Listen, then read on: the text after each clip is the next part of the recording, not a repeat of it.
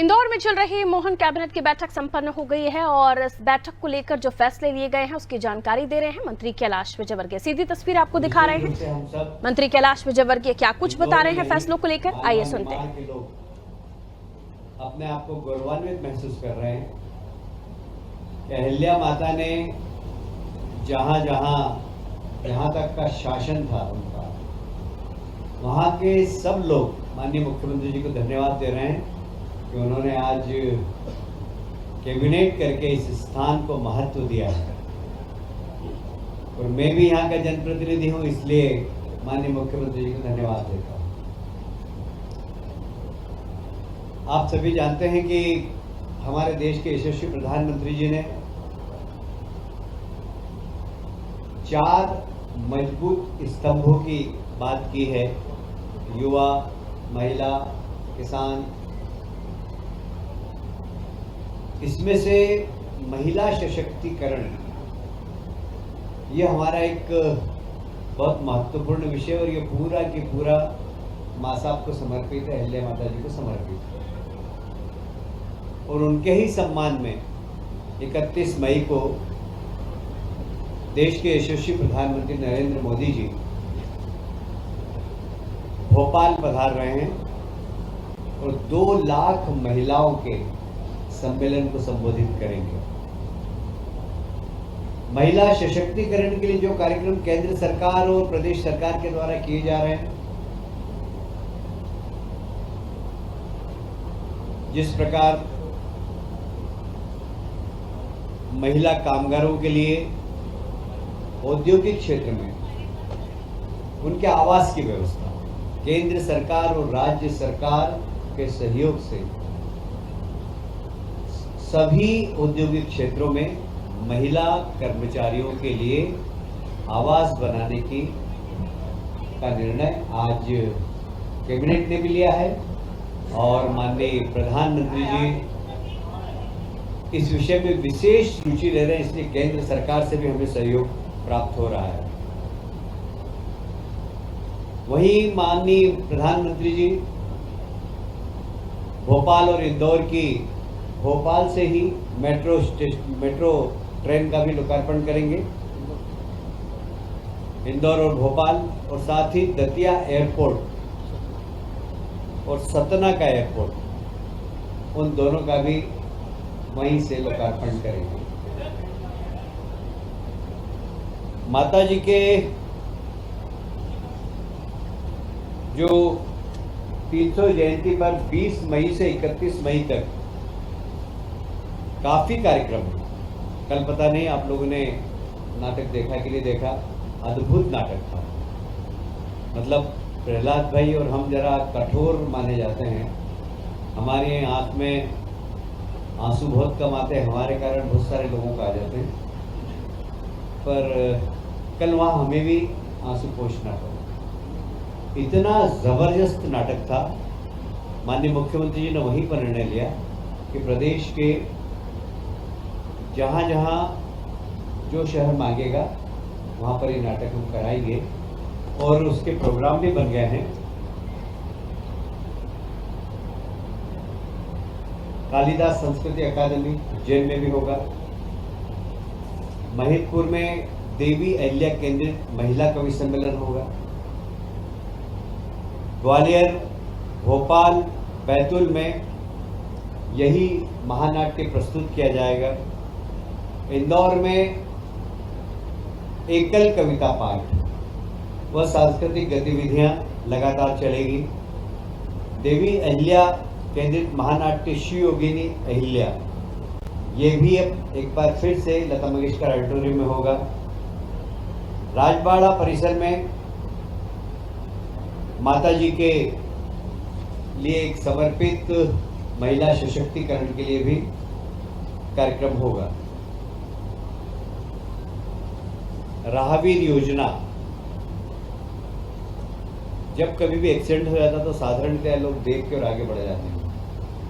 हमारे देश के प्रधानमंत्री को भी इसकी चिंता थी, और हमारे प्रदेश के यशस्वी मुख्यमंत्री जी ने भी इस पर चिंता प्रकट की। मुझे कहते हुए गर्व है कि अब कहीं पर भी एक्सीडेंट होगा जो भी राहगीर रोक कर उस घायल व्यक्ति को अस्पताल तक पहुंचाएगा या उसको प्राथमिक स्वास्थ्य केंद्र तक पहुंचाएगा, उसको 25,000 रुपये सरकार की ओर से मिलेगा। उसको तत्काल 108 एम्बुलेंस पर फ़ोन भी करना होगा। और ये राहगीर योजना निश्चित रूप से बहुत सारे लोगों की जान बचाने में बहुत महत्वपूर्ण भूमिका अदा करेगी। और जब जिस व्यक्ति को पुरस्कार मिलेगा उसको पुलिस परेशान भी नहीं करेगी। एक निर्देश शासन की ओर से है कि जो भी व्यक्ति घायल व्यक्ति को उपचार के लिए या उसकी जान बचाने के लिए सहयोगी बनकर सामने आए, पुलिस उसके सहयोगी बने, उससे प्रश्नवाचक चिन्ह नहीं करे।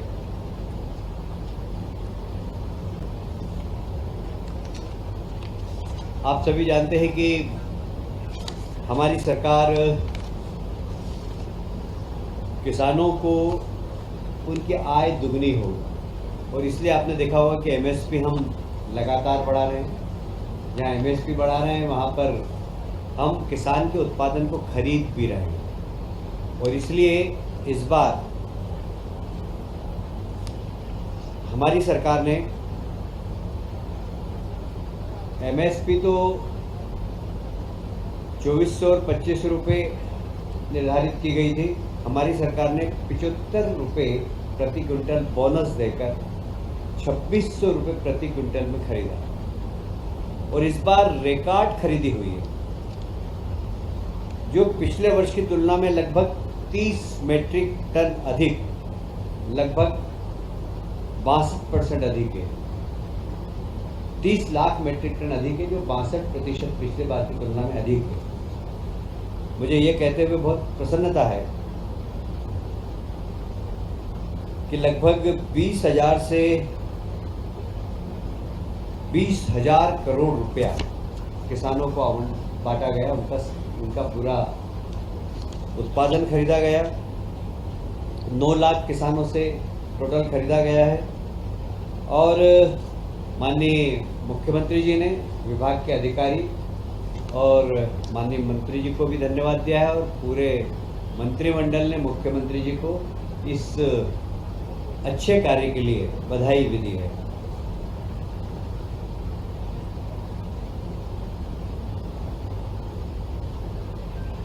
शायद आपको स्मरण होगा कि सीतामऊ में पिछले माह किसान सम्मेलन हुआ था, और इस किसान सम्मेलन का उद्देश्य, किसान समागम का उद्देश्य यही है कि कृषि आधारित उद्योग को हम बढ़ावा दें और आधुनिक खेती कैसे की जाए, साथ ही प्राकृतिक और ऑर्गेनिक खेती कैसे की जाए।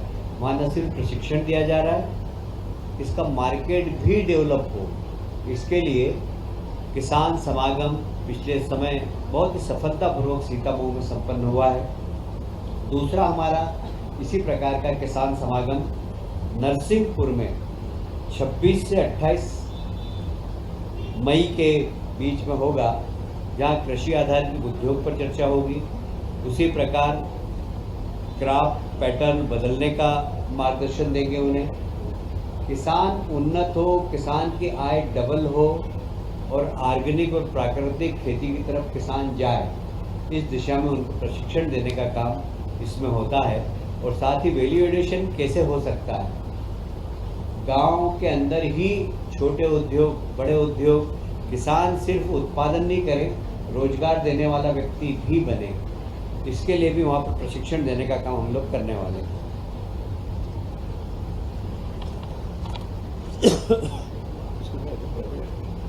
बहुत तेज या कम कर दो।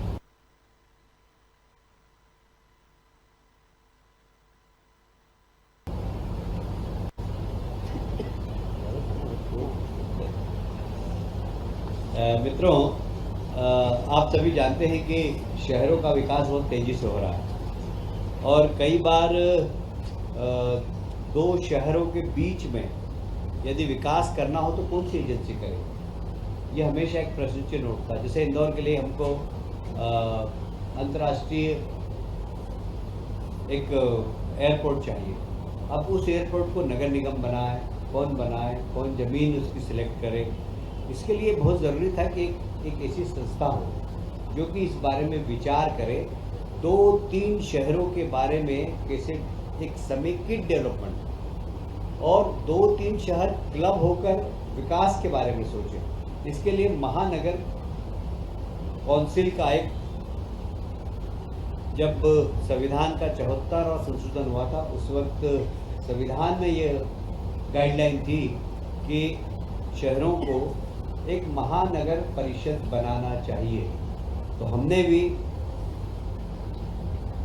भी आज की कैबिनेट में महत्वपूर्ण निर्णय लिया है, जिसमें इंदौर, भोपाल, उज्जैन, जबलपुर, ग्वालियर मेट्रोपॉलिटन विकास प्राधिकरण बने। अब अभी एक हमने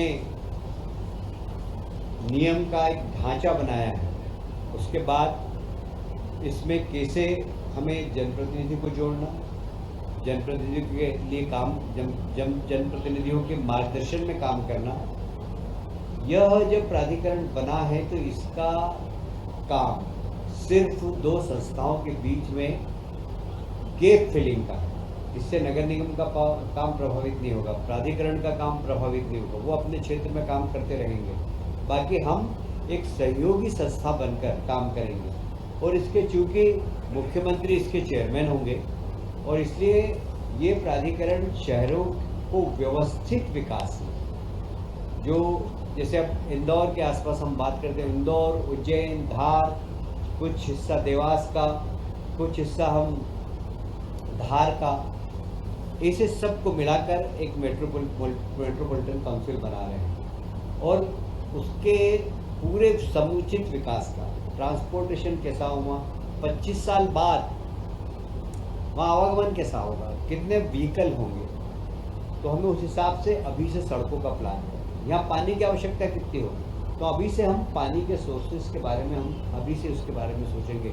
ये समुचित मेट्रोपॉलिटन एरिया के अंदर पीने का पानी कितना लगेगा, यदि उस क्षेत्र के अंदर खेती है तो खेती किसान को पानी समुचित रूप से मिल सके, क्योंकि हमारे खेत को पानी देने का हमने संकल्प लिया।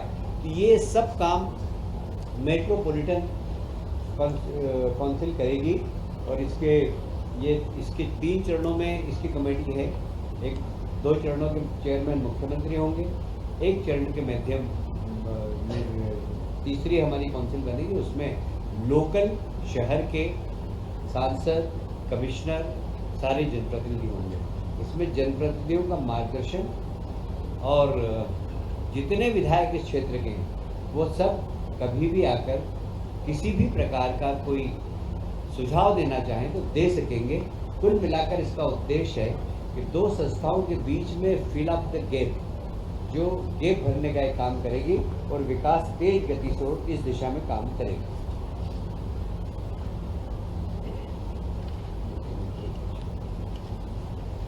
मित्रों, स्वच्छ भारत मिशन देश के प्रधानमंत्री जी ने चालू किया है और उसमें नगर निगम, नगर पालिकाओं को काफ़ी धनराशि भी आवंटित की गई।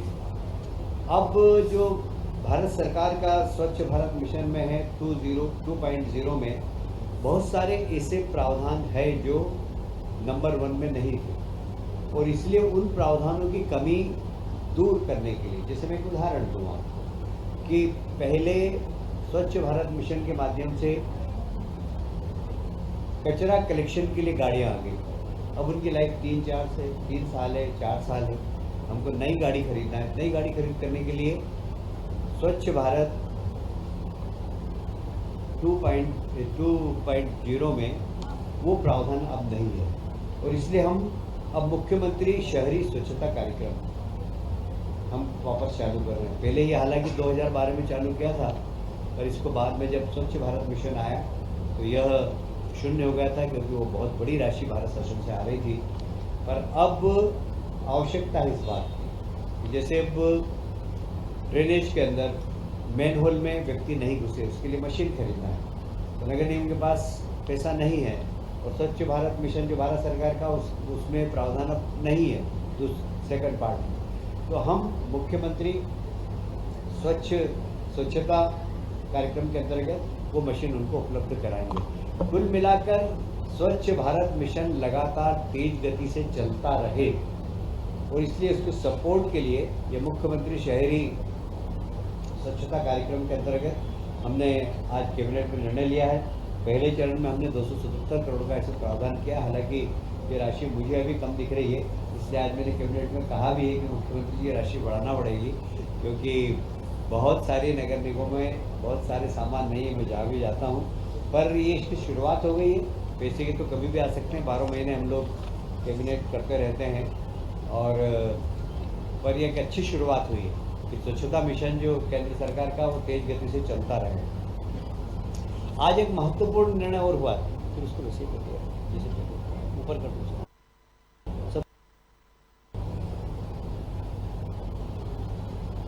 लोक माता देवी अहिल्या माता जी को समर्पित, क्योंकि आप सब जानते हैं लोक माता अहिल्याबाई ने उस समय रोजगार देने के लिए बुनकरों को महेश्वर में साड़ी बनाने का प्रशिक्षण दिया था, और आज भी महेश्वर की साड़ी विश्व विख्यात है।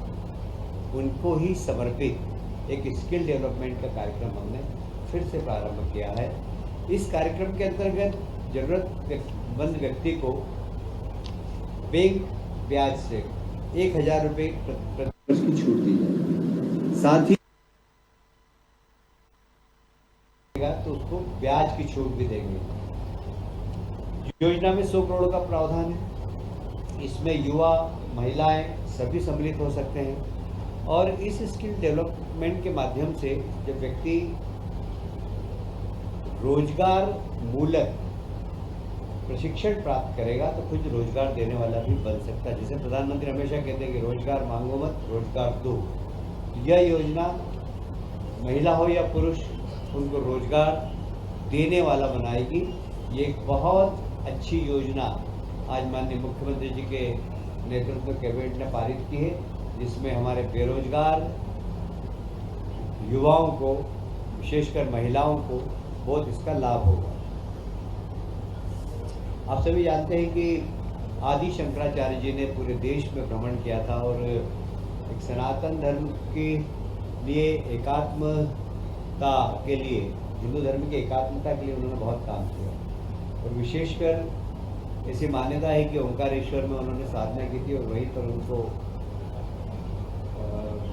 मतलब ईश्वर के दर्शन भी हुए थे, दर्शन प्राप्त किए थे उन्होंने। इसीलिए हमारी सरकार ने वहाँ पर आदि शंकराचार्य जी की एक बहुत बड़ी 108 फुट प्रतिमा का तो उद्घाटन कर ही दिया है, पर अभी उसके आसपास बहुत सारे काम हमें करना है, जैसे उनके जीवन से संबंधित, उनके साहित्य से संबंधित और सनातन परंपरा के अनुसार किस प्रकार हमारी पुरातन परंपराएं थी, उस सब के विकास के लिए आज 2100 करोड़ रुपए का एक प्रावधान किया है, जिसमें वहाँ लोग प्रशिक्षण ले सकेंगे, वहाँ लोग रहकर अध्ययन कर सकेंगे, लाइब्रेरी होगी, वहाँ रिसर्च मतलब लोग शोध कर सकेंगे, और एक ऐसा केंद्र बन रहा है वो जो कि एक टूरिज्म के लिए भी बहुत अच्छा होगा। विशेषकर जो भारत की सनातन परंपरा को अगर जानना चाहता होगा तो दुनिया भर के लोग आकर वहाँ पर रह सकेंगे। तो उन सब के लिए छोटे हॉल, बड़े हॉल, मीटिंग हॉल, रहने की व्यवस्था, लगभग 1000 लोग वहाँ रह सकें, उस प्रकार की हॉस्टल भी बन रही है वहाँ। अलग अलग प्रकार की कुछ 5 स्टार टाइप कमरे बनेंगे, कुछ सामान्य कमरे बनेंगे। एक बड़ा संस्कृति केंद्र सनातन धर्म का वहाँ पर बनने जा रहा है। इसके लिए 2100 करोड़ रुपए आज कैबिनेट ने मंजूर किए हैं, और ये पर्यटन के क्षेत्र में बड़ी क्रांति लाए। जैसे कि उज्जैन में हमने महाकाल लोक बनाया, और उसके बाद वहाँ पर दर्शकों की संख्या लगभग 30 से 40 गुना बढ़ी है, और वहाँ की अर्थव्यवस्था का चक्र 10 गुना बढ़ा। मतलब इकोनॉमी पूरी उज्जैन के पर कैपिटा इनकम बढ़ गई। ये भी निमाड़ के क्षेत्र में जब पूरा बन जाएगा, वहाँ पर 3D सिस्टम के माध्यम से आदि शंकराचार्य ने पूरे देश में घूमकर किस प्रकार ऐसा लगेगा उनको कि हम आदि शंकराचार्य के युग में आ गए, इस प्रकार का एक संग्रहालय बनेगा वहाँ पर। लोग उसको निश्चित रूप से देखेंगे ही, जो जाएगा वो एक बार नहीं बार बार देखेगा और सारे देश का वो आकर्षण का केंद्र बने, एक अच्छा पर्यटक स्थल बने। इस दिशा में हम काम कर रहे हैं। ये एक बहुत महत्वपूर्ण निर्णय आज कैबिनेट में हुआ है।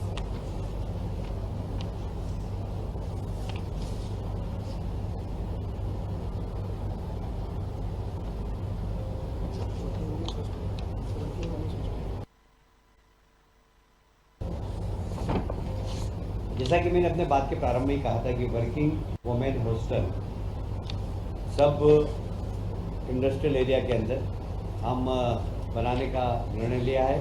अभी प्रथम चरण में हमने उद्योगपुरी जिला के अंदर लगभग 66 करोड़ का निर्णय लिया है, पीतमपुर में 76 करोड़ का, मालनपुर में 29 करोड़ का और औद्योगिक पार्क मंडीदीप में 77 करोड़ का। ये अभी हम हमारे बजट में से कर रहे हैं, पर आज माननीय मंत्रियों ने भी सुझाव दिया और मुख्यमंत्री जी ने भी उसको माना कि ऐसा होना चाहिए कि हमें जो इंडस्ट्रियलिस्ट हैं उनसे भी बात करना चाहिए कि CSR में वे वर्किंग वुमेन हॉस्टल का निर्माण करें और PPP मोड पर भी हम कर सकते हैं। इस सब दिशा में हम लोग काम करेंगे, खास करके औद्योगिक क्षेत्र में महिलाएं सुरक्षित रह सके, इसके लिए यह योजना प्रारंभ की है। एक और आज इंदौर को तोहफा दिया है माननीय मुख्यमंत्री जी ने। आप सभी जानते हैं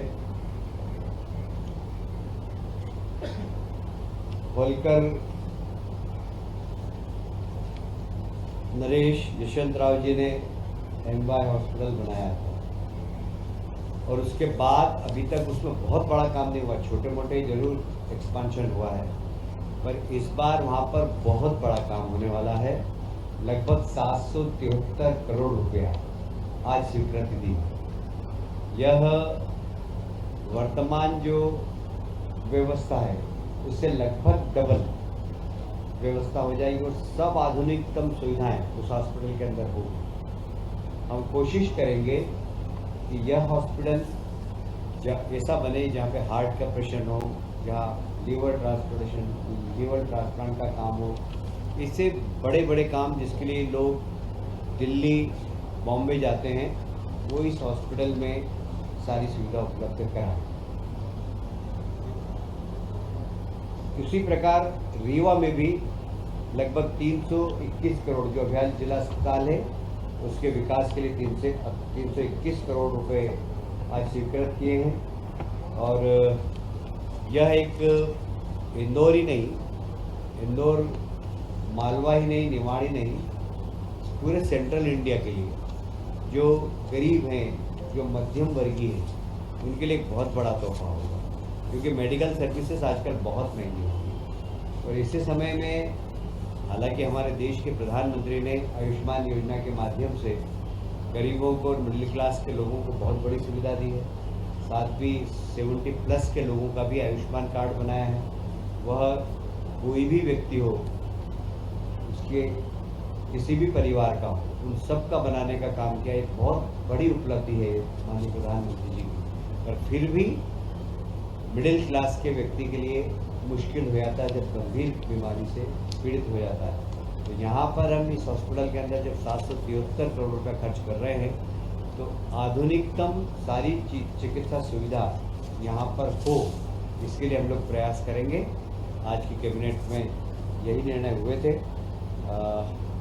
अभी लंच के बाद विकसित मध्य प्रदेश 2047 का एक रोड मैप के बारे में अभी हम लोग सब एक साथ बैठने वाले हैं। उस पर चिंतन मनन होगा, उस पर चर्चा होगी और उसको एक अमली जामा पहनाएंगे। तो इसके बाद भोजन के पश्चात हम 2-3 घंटे फिर से बैठेंगे और माननीय प्रधानमंत्री जी का जो सपना है 2047 में भारत एक सशक्त भारत बने, उसमें राज्य सरकारें किस प्रकार अपनी तैयारी करती है, उस तैयारी को हम लोग कर रहे हैं। और इसमें माननीय प्रधानमंत्री जी का मार्गदर्शन माननीय हमारे मुख्यमंत्री जी की कल्पना, दोनों पर हम आज बैठ के चर्चा करेंगे। आप सब लोगों को मैंने अभी कैबिनेट से संबंधित सारी जानकारी दी है। मैं आप सबको धन्यवाद देता हूँ। यार ये कैबिनेट का विषय नहीं, और कुछ विषय पूछना है जी। उसके बाद फिर बैठेंगे। मैं आग्रह करूंगा मुख्यमंत्री जी खुद बैठे।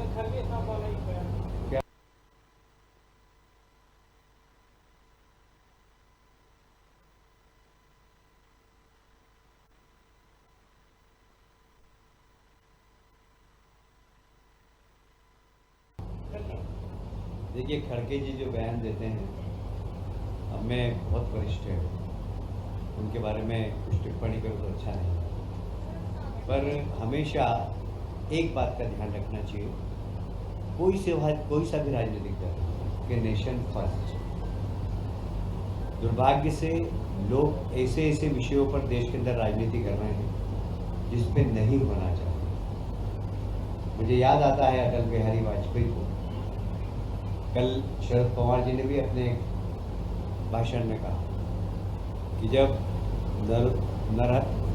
नरसिंह राव जी प्रधानमंत्री और मानवाधिकार का हनन हो रहा है जम्मू कश्मीर में, इसको लेके एक सख्त नोटिस यूनाइटेड नेशन ने किया। नरसिंह राव जी पस्त हो गए थे क्योंकि प्रतिबंध लगने वाले। उस समय नरसिंह राव जी ने अटल जी से कहा कि इसका नेतृत्व आप करें। सलमान खुर्शीदी विदेश मंत्री, उसमें अटल बिहारी वाजपेयी जी ने यूएन में भारत का पक्ष रखा। शरद पवार जी भी उस मंत्रिमंडल में शामिल थे। कल शरद पवार जी ने इस बात का जिक्र भी किया। जब देश की बात हो तो हमें राजनीति नहीं करनी चाहिए। तो इसलिए खड़गे जी जो बोल रहे हैं, राहुल गांधी जी जो बोल रहे हैं, देश की जनता समझ रही, मैं उसके ऊपर कोई टिप्पणी करूँ ये मैं उचित नहीं। Thank you.